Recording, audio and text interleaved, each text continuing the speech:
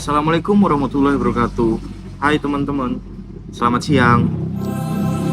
Di sini saya selaku moderator dari kelompok 4. Pada kesempatan kali ini, kelompok kami akan membahas tugas dari mata kuliah Manajemen Tata Ruang Rumah Sakit dengan judul Analisis Strategis dan Rekomendasi Layout IGD Rumah Sakit Sejahtera menggunakan metode SLP. Adapun anggota kelompok dari kelompok 4, yaitu ada saya sendiri, Ahmadul Arza Purwanto dengan NIM 108230001, ada Ahmad Wadi Abiu dengan NIM 03, terus ada Andini Aslani Abdillah dengan NIM 06, ada Lian Nurmawati dengan NIM 21, terus ada Melisinta Nantania dengan NIM 25, yang terakhir dan juga ada Yuyun Ekawati dengan NIM 38. Oke, tanpa berlama-lama lagi, kita masuk pada materi siang hari ini ya teman-teman. Yang pertama ada permasalahan utama pada IGD. Jadi, permasalahannya itu waktu tunggu pasien mencapai 55 menit. Penyebabnya, alur pelayanan panjang dan perpindahan pasien menjadi lambat. Dampaknya, pelayanan pasien menjadi terlambat. Permasalahan yang kedua yaitu beruang observasi mencapai 110%. Penyebabnya itu kapasitas ruang observasi tidak mencukupi. Dampaknya terjadi overcrowding. Terus permasalahan selanjutnya, koridor yang sempit. Penyebabnya itu lebar koridor hanya 1,5 meter. Dampaknya troli sulit untuk berpapasan. Terus permasalahan berikutnya yaitu jalur pasien bercampur dengan keluarga. Penyebabnya itu tidak ada pemisahan sirkulasi. Dampaknya kepadatan pelayanan. Selanjutnya, ruang triase jauh dari pintu ambulans. Penyebabnya itu, tata ruang belum strategis. Dampaknya, penanganan pasien kritis menjadi terlambat. Terus permasalahan selanjutnya, jarak antar bed itu terlalu dekat. Penyebabnya, ruang observasi yang terlalu kecil. Dampaknya, resiko infeksi silang meningkat. Yang permasalahan terakhir, yaitu ruang tunggu keluarga berada di jalur pelayanan. Penyebabnya itu penempatan ruang tidak tepat, terus dampaknya itu menghambat mobilisasi tenaga kesehatan. Selanjutnya, pada slide yang ada di belakang saya ini, itu merupakan gambar layout IGD pada saat ini. Yang dimana layout IGD saat ini masih belum efisien, karena alur pelayanan pasien saling bertabrakan dengan jalur keluarga pasien. Koridor utama hanya memiliki lebar 1,5 meter, sehingga menyebabkan kepadatan dan menghambat mobilisasi troli maupun tenaga kesehatan. Posisi ruang triase juga masih kurang strategis karena berada cukup jauh dari pintu ambulans, sehingga penanganan pasien emergensi menjadi lebih lambat. Selain itu, ruang observasi memiliki kapasitas terbatas dan berada cukup dari ruang tindakan, sehingga perpindahan pasien menjadi kurang efektif. Selanjutnya, pada slide ini kami menganalisis kondisi overcrowding dan koridor pada ruang instalasi gawat darurat. Pada bagian overcrowding ruang observasi dapat dilihat bahwa ukuran ruang observasi hanya 5x4 meter dengan kapasitas hanya 4 bed. Jarak antar bed juga cukup sempit, yaitu sekitar kurang lebih 1,2 meter, dan bor mencapai 110%. Hal ini menunjukkan bahwa jumlah pasien yang dirawat sudah melebihi kapasitas ruang observasi yang tersedia. Dampak dari kondisi tersebut adalah terjadinya penumpukan pasien, meningkatnya resiko infeksi silang, dan monitoring pasien menjadi lebih sulit dilakukan. Pada analisis koridor dapat dilihat bahwa lebar koridor hanya 1,5 meter, sehingga troli sulit berpapasan dan jalur evakuasi tidak optimal. Berdasarkan hasil analisis ini, dapat disimpulkan bahwa overcrowding pada ruang observasi dan keterbatasan lebar koridor menjadi salah satu faktor yang mempengaruhi efektivitas pelayanan di instalasi gawat darurat. Selanjutnya, pada slide ini kami menganalisis alur pelayanan pasien di instalasi gawat darurat. Alur pelayanan dimulai dari pasien datang, kemudian melakukan registrasi, dilakukan ke triase, selanjutnya ke ruang tindakan, kemudian ke ruang observasi, dan pada akhirnya pasien akan diputuskan untuk rawat inap atau pulang.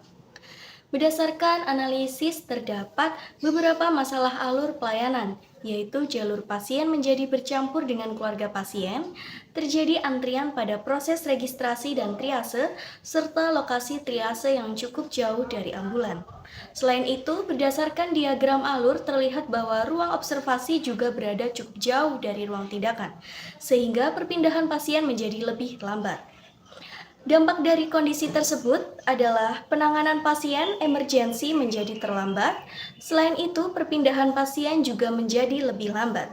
Sehingga, secara keseluruhan, pelayanan di instalasi gawat darurat menjadi tidak efisien. Selanjutnya, pada slide ini ditampilkan analisis layout saat ini. Pada tabel tersebut, dapat dilihat ukuran dari masing-masing ruangan. Adapun ruang registrasi memiliki luas 12 meter persegi, selanjutnya ruang triase memiliki luas 9 meter persegi, ruang tunggu keluarga memiliki luas 12 meter persegi. Kemudian ruang tindakan atau pemeriksaan memiliki luas 30 meter persegi, ruang observasi memiliki luas 20 meter persegi. Selain itu, toilet memiliki luas 5 meter persegi dan koridor utama memiliki luas 7,5 meter persegi. Berdasarkan kondisi layout saat ini, terdapat beberapa permasalahan, yaitu hubungan antar ruang belum efisien, jalur pelayanan masih cukup panjang, sirkulasi berpotensi bertabrakan, serta beberapa ruangan masih terlalu kecil. Kondisi tersebut menunjukkan bahwa tata letak yang ada saat ini masih belum mendukung alur pelayanan yang cepat, efisien, dan nyaman bagi pasien maupun petugas. Nah, selanjutnya ada analisis metode Systematic Layout Planning atau SLP. Tujuan dari metode ini untuk mempercepat pelayanan, mengurangi perpindahan pasien, dan meningkatkan efisiensi layout. Dan untuk tahapan dari metode SLP ini, yang pertama dengan mengidentifikasi hubungan ruang, kemudian menganalisis kebutuhan kedekatan ruang, kemudian menyusun rail chart, dan yang terakhir penyusunan layout baru. Selanjutnya ada rail chart hubungan ruang di IGD untuk pintu ambulans dan juga ruang triase, tingkat kedekatannya A karena penanganan pasien kritis harus cepat.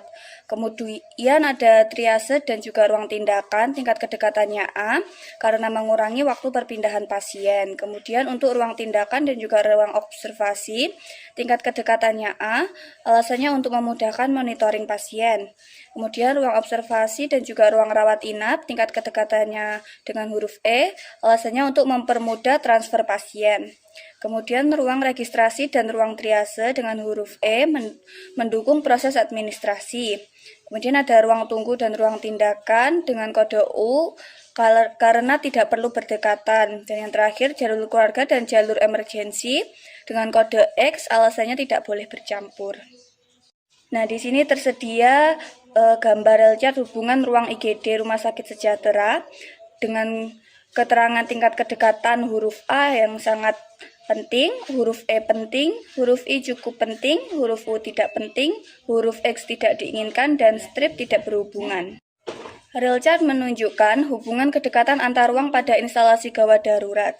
Ruang dengan kode A harus berdekatan seperti ambulans, triase, dan ruang tindakan untuk mempercepat pelayanan pasien emergensi. Sedangkan jalur keluarga dan jalur emergensi tidak boleh bercampur agar pelayanan lebih efektif. Kemudian untuk rekomendasi hasil setelah dibuat SLP ini, yang pertama triase dipindah dekat ambulans, kemudian ruang observasi dekat ruang tindakan, kemudian koridor diperluas lebar, jalur pasien dipisah, dan juga ruang tunggu keluarga dipisah. Baik, untuk selanjutnya pada gambar ini ditampilkan rekomendasi layout IGD yang dirancang untuk mendukung pelayanan pasien agar lebih cepat, efektif, dan juga efisien. Untuk layout itu sendiri terdiri dari ruang triase, registrasi, ruang tunggu, ruang tindakan atau pemeriksaan, observasi, rawat inap sementara, serta toilet dan juga utilitas. Untuk alur pasien emergensi ditujukan dengan garis merah, yaitu pasien langsung menuju triase lalu ke ruang tindakan untuk mendapatkan penanganan segera. Sedangkan untuk pasien non-emergensi mengikuti alur hijau melalui registrasi terlebih dahulu. Terdapat juga jalur khusus petugas atau troli yang ditandai dengan garis biru untuk mempermudah mobilisasi tenaga kesehatan dan peralatan medis. Untuk penempatan ruang observasi yang dekat dengan ruang tindakan membantu proses pemantauan pasien menjadi lebih optimal. Secara keseluruhan, layout ini dibuat untuk meningkatkan efisiensi pelayanan dan juga keselamatan pasien.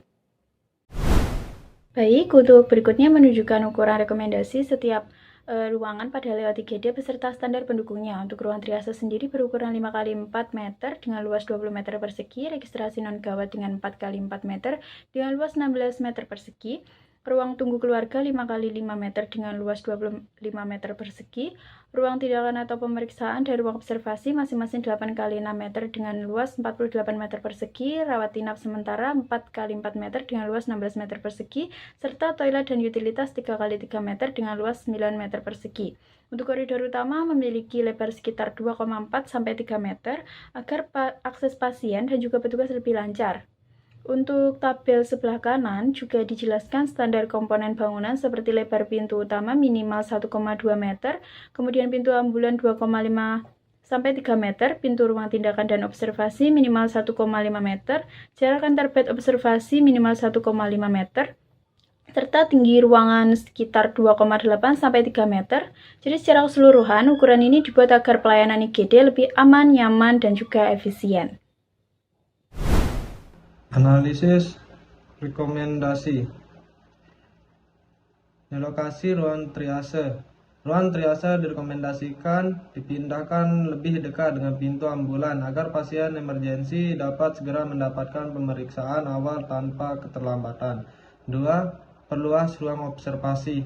Ruang observasi diperbesar dari kapasitas 4 bed menjadi 8 bed untuk mengurangi overcrowding dan menurunkan bor yang sebelumnya mencapai 110%. 3. Pelebaran koridor. Koridor utama diperlebar menjadi 2,4 sampai 3 meter agar troli pasien dapat berpapasan dengan aman serta mempercepat mobilitas tenaga kesehatan.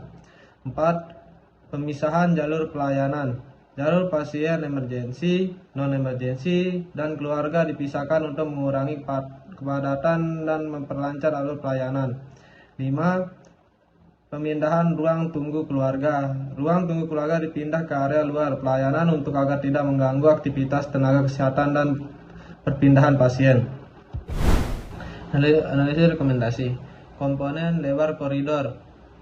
Layout saat ini 1,5 meter, tata letak rekomendasi 2,4 sampai 3 meter, dasar regulasi Permenkes nomor 24 tahun 2016 tentang persyaratan teknis bangunan dan persyaratan rumah sakit. Jarak antar tempat tidur kurang lebih 1,2 meter,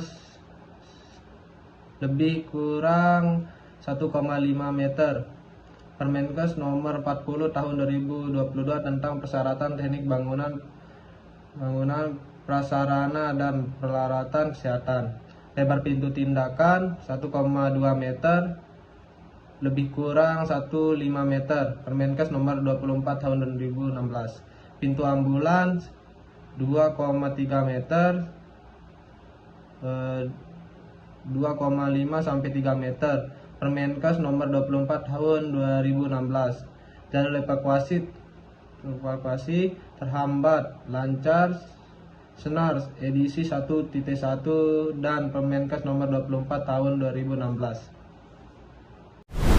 Baik, jadi selanjutnya ada dampak setelah perbaikan layout dengan indikator sebelum dan sesudah. Yang pertama ada waktu tunggu triase atau pemeriksaan yang sebelumnya itu 55 menit dan sesudahnya kurang lebih 30 menit. Yang kedua ada BOR observasi yang sebelumnya 110% dan setelahnya kurang lebih 85%. Yang ketiga ada lebar koridor yang sebelumnya itu 1,5 meter dan sesudahnya 2,4 sampai 3 meter. Yang keempat ada kapasitas observasi yang sebelumnya itu ada 4 bed dan setelahnya ada 8 bed. Yang kelima ada resiko kecelakaan troli, sebelumnya itu tinggi dan setelahnya itu menurun. Yang terakhir ada kepuasan pasien yang sebelumnya itu rendah dan setelahnya itu meningkat. Jadi setelah dilakukan resident layout, alur pelayanan rumah sakit menjadi lebih pendek, perpindahan pasien lebih cepat, kepadatan koridor berkurang, overcrowding ruang observasi menurun, pelayanan pasien emergensi menjadi lebih optimal, dan yang terakhir ada keselamatan pasien dan tenaga kesehatan menjadi meningkat. Baik, jadi selanjutnya yaitu kesimpulan. Di sini tata ruang IGD Rumah Sakit Sejahtera saat ini masih belum optimal, sehingga menyebabkan waktu tunggu pasien menjadi lebih panjang, overcrowding ruang observasi, serta hambatan mobilitasi pasien dan tenaga kesehatan. Penerapan metode Systematic Layout Planning atau SLP menunjukkan bahwa hubungan kedekatan antar ruang sangat mempengaruhi efektivitas pelayanan pasien. Oleh karena itu, dilakukan rekomendasi perbaikan layout berupa pemindahan ruang triase mendekati pintu ambulans, pelebaran koridor, penambahan kapasitas ruang observasi, serta pemisahan jalur pelayanan. Perbaikan layout tersebut dinilai mampu meningkatkan efisiensi pelayanan IGD, mempercepat alur pasien, mengurangi kepadatan pelayanan, serta meningkatkan keselamatan pasien dan tenaga kesehatan sesuai standar rumah sakit.